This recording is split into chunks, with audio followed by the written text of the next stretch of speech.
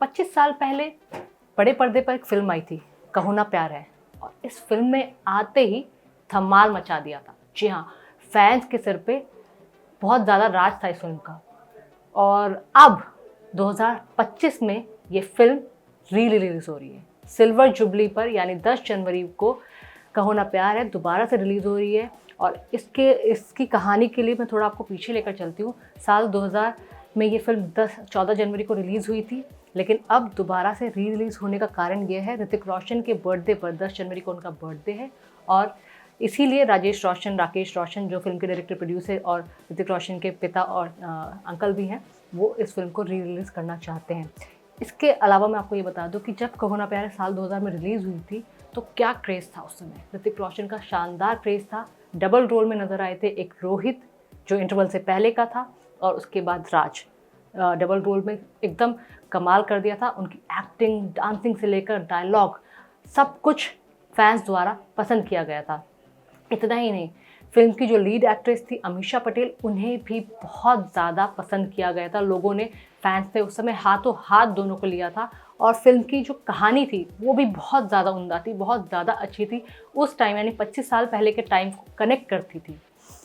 कहानी को मैं थोड़ा-सा एलॉबरेट करके बताना चाहती हूँ आपको। दरअसल फ़िल्म की शुरुआत होती है जब अमीषा पटेल जा रही होती है अपने कॉलेज मेकअप करते हुए, तो ऋतिक रोशन अपने छोटे भाई के साथ साइकिल पर जाते हैं, और उसके बाद अमीषा पटेल को देखते हैं, वो बिंदी लगा रही होती, कभी फेस पर कभी नाक पर। तो दोनों भाई बहुत प्यार से देख रहे होते हैं, फिर एक्सप्रेशन देकर बताते हैं कि बिंदी आपकी यहाँ पर अच्छी नहीं लग रही, बिंदी की सही जगह माथे पर ही है। उसके बाद अमीषा पटेल का बर्थडे होता है। अमीषा पटेल अमीर घराने की होती है, अनुपम खेर उनके पिता होते हैं, और उनको फिर उनका बर्थडे होता है और उनको बुलाया जाता है। और ऋतिक रोशन काफ़ी अच्छे सिंगर इस फ़िल्म में होते हैं। एक सिंगर का रोल उन्होंने प्ले किया था। लेकिन कुछ ऐसा होता है कि वो अनुपम खेर जो अमीषा पटेल के पिता होते हैं, वो इस फ़िल्म में विलन का रोल प्ले कर रहे थे। वो कुछ ऐसा काम करते हुए देख लेते हैं, तो उनके जो विलन के साथी होते हैं वो ऋतिक रोशन को मरवा देते हैं। बहुत बचने की कोशिश करते हैं, लेकिन उसके बाद जब बहुत टाइम तक अमीषा पटेल को जवाब नहीं देती है, तो उनके पिता, ताकि वो इस चीज़ से बाहर निकले, तो उन्हें विदेश भेज देते हैं। और वहाँ विदेश में जाकर सेम सीन को दोहराया जाता है, और ऋतिक रोशन दोबारा से पहले एक साइकिल पर दिखे थे, और इस रोल में जहाँ वो राज का रोल प्ले कर रहे थे, राज नाम था उनका, वहाँ पर वो बाइक पर होते हैं, और अमीषा पटेल उनको देखती ही रह जाती है। अभी जो फ़िल्म दोबारा रिलीज़ हो रही है उसके बारे में बता दूँ मैं आपको। दरअसल ये कहा गया है, अमीषा पटेल ने ये कहा है कि वो काफ़ी उत्साहित है इस फ़िल्म को लेकर, और साथ ही ये उन्होंने कहा है कि वो खुशनसीब समझती है अपने आप को, खुशकिस्मत समझती है अपने आप को कि वो ऐसी कल्ट फ़िल्मों का हिस्सा रही हैं जिनकी री रिलीज़ हो रही है। फ्रेंचाइज़ी वाली फ़िल्में हैं, चाहे वो कहो ना प्यार है, चाहे गदर है। लेकिन जब उनसे ये पूछा गया कि इसका सीक्वल बनेगा क्या, क्योंकि ऋतिक रोशन की फ़ैन फॉलोइंग का उस समय जो बूम देखा गया, इसके बाद कोई बिल गया, उसके सीक्वल लगातार उन्हें पसंद किया गया, ख़ासतौर पे उनकी डांसिंग को। और एक पल का जीना गाना तो बहुत ज़्यादा फेमस हो गया था, और दोनों की केमिस्ट्री को बहुत ज़्यादा पसंद किया गया था।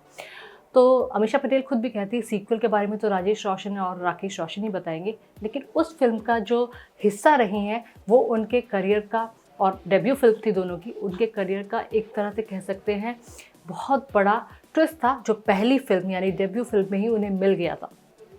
इसके अलावा अमीषा पटेल ने एक किस्सा शेयर किया था। जब साल 2014 जनवरी को ये मूवी रिलीज़ हुई थी, उस वक्त दोनों ने सोचा कि चलो हम जाते हैं किसी थिएटर में, मुंबई के एक थिएटर में गए, और जाके देखेंगे कि लोगों का रिएक्शन कैसा है। और आप यकीन नहीं करेंगे, वो दोनों थिएटर में बैठ के मूवी देख रहे थे। उसके बाद इंटरवल से पहले ऋतिक रोशन ने बोला चलो बाहर चलकर कुछ खाकर सैंडविचेस और कोल्ड ड्रिंक्स पीकर आते हैं। वो लोग बाहर निकले ही थे, और बाहर निकलने के बाद थिएटर में ऑडियंस ने, फैंस ने उन्हें घेर लिया। इतना ज़्यादा पसंद किया गया, हर कोई उनके ऑटोग्राफ्स, फ़ोटोग्राफ्स लेना चाहता था। और ऋतिक रोशन एक तरह से कह सकते हैं कि उन्होंने लोगों के दिलों में राज किया। और वहीं अमीषा पटेल की बात करें तो अमीषा पटेल बहुत ज़्यादा प्यारी, बहुत ज़्यादा चार्मिंग एक चेहरा बोल सकते हो उस समय कहो ना प्यार है में दिखा। और तमाम इनके गाने, कहो ना प्यार है से लेकर और बाकी एक पल का जीना है से लेकर बहुत सारे गाने इस फिल्म के सुपर डुपर हिट रहे थे। म्यूज़िकल भी ब्लॉकबस्टर ये फिल्म रही थी। तो काफ़ी शानदार एक तरह से कह सकते हैं ये सफ़र कहो ना प्यारे का रहा है। अब जब 25 साल बाद 10 जनवरी को ये फिल्म ऋतिक रोशन के बर्थडे पर रिलीज़ हो रही है, तो इसको लेकर काफ़ी उसके फैंस एक्साइटेड हैं, क्योंकि मुझे लगता है ऋतिक रोशन का कोई फ़ैन होगा या फिर नहीं भी होगा तो उन्होंने ये फिल्म तो ज़रूर देखी। कहो ना प्यारे की जो कहानी थी उसने पूरे टाइम हर ऑडियंस को, हर फैंस को बांध कर रखा और रातों रात दोनों बहुत पॉपुलर हो गए थे। जो क्रेज़ था वो सिर चढ़कर बोल रहा था उस टाइम पर। और इसके बाद लगातार मूवीज़ जो की गई ऋतिक रोशन ने, जैसे आधे की, उसके बाद फिर कोई मिल गया भी एक उसका हिस्सा रहे, और ऐसे ही करण जौहर की तमाम मूवीज़ का वो हिस्सा रहे। तो एक तरह से कह सकते हैं अभी कहो ना प्यार है का जो क्रेज़ है, मुझे लगता है 10 जनवरी को फिर से देखने को मिलेगा। इसकी सिल्वर जुबली पर 25 साल बाद ये फिल्म री रिलीज़ हो रही है और दर्शकों को मुझे लगता है एक बार फिर ये फिल्म लुभाएगी, क्योंकि वो वक्त भी ऐसा था और कई साल तक ये पर्दे पर रही थी। अमीषा पटेल अब कहती हैं कि उन्होंने 25 साल तक सिनेमाघरों में कोई मूवी नहीं देखी, लेकिन वो इस फिल्म को दोबारा देखना चाहती है। ये वो 25 साल पहले अपनी पहली डेब्यू फिल्म में वो को थिएटर में देखने गई थी, जिसके बाद अब उन्हें ये मौका मिल रहा है कि वो फिर से कहो ना प्यार है को देखे और एक तरह से दोबारा ये जीना चाहती हैं ये मोमेंट, क्योंकि बहुत ज़्यादा स्पेशल है। और इसके साथ साथ कहो ना प्यार है के बारे में मैं ये बताना चाहती हूँ कि स्टोरी में, क्योंकि सिंगर्स एक तरह से बूम बहुत ज़्यादा मिलता है एक सिंगर के रोल को प्ले करना, उसके बाद मिलता जुलता ही किरदार जो उनके डबल रोल प्ले कर रहे थे ऋतिक रोशन, उसके बाद मिलता जुलता किरदार विदेश में आकर और फिर एकदम से चौंक जाना, तमाम ऐसी चीज़ें थी जो बांध कर रखती थी। टाइटैनिक के बाद क्रूज़ की एक फिल्म ये बॉलीवुड की एक फिल्म थी जिससे लोगों ने टाइटैनिक को भी कनेक्ट किया। बहुत कुछ था, क्रूज़ में गए थे वो लोग, तो वहाँ पर कैसे उनका प्यार शुरू हो जाता है, लव स्टोरी, और उसके बाद आइलैंड पे खो जाना, और उसके बाद उनके पिता का अमीषा पटेल को ढूंढने आना। बहुत सारी ऐसी चीज़ें थी जो इस फिल्म में पल पल बांध के रखती थी। फिर ऋतिक रोशन की राज के तरह एंट्री, वो भी काफ़ी कमाल था। तो ये फिल्म कहो ना प्यार है 10 जनवरी को ऋतिक रोशन के बर्थडे पर री रिलीज़ हो रही है। क्या आप लोग क्या आप लोग भी ये मूवी देखने जाएंगे? कमेंट करके हमें ज़रूर बताइएगा, क्योंकि मैं तो ये मूवी ज़रूर देखने वाली हूँ।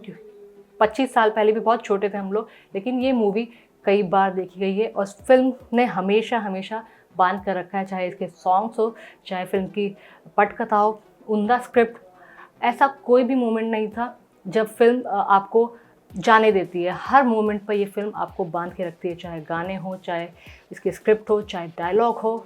फिर वो सर्जी का कॉल लास्ट में जब खुलासा होता है अमीषा पटेल के सामने ही, जब ऋतिक रोशन खुलासा करते हैं कि असली विलन आपके पिता ही हैं, आपके प्यार को मारने वाले आपके पिता ही हैं। और सर्जी का कॉल, छोटे छोटे मोबाइल उस समय हुआ करते थे, और उसमें सर्जी का कॉल आता है, तब वो ऋतिक रोशन दिखाते हैं कि असली विलन आपके पिता ही थे। दिलीप ताहिल की भी काफ़ी अच्छी एक्टिंग रही है, अनुपम खेर ने भी बहुत ज़्यादा उम्दा प्रदर्शन किया है। ऋतिक रोशन के एक छोटे भाई थे, उन्होंने भी काफ़ी क्यूट रोल प्ले किया इसमें। ऋतिक रोशन के जो छोटे भाई थे वो भाई की मौत को लाइव देख लेते हैं, उसके बाद उनकी आवाज़ चली जाती है। तो हर एक कैरेक्टर ने अपने आप में इस फिल्म को बांध के रखा था, ऑडियंस को बांध के रखा था। तो हर एक कैरेक्टर में एक ख़ास बात थी। 25 साल पहले भी बहुत सुंदर डायरेक्शन, राजेश रोशन का उम्दा म्यूज़िक, सब कुछ एकदम A1 एक्सीलेंट परफेक्ट था। तो 10 जनवरी को ये फिल्म दोबारा रिलीज़ हो रही है।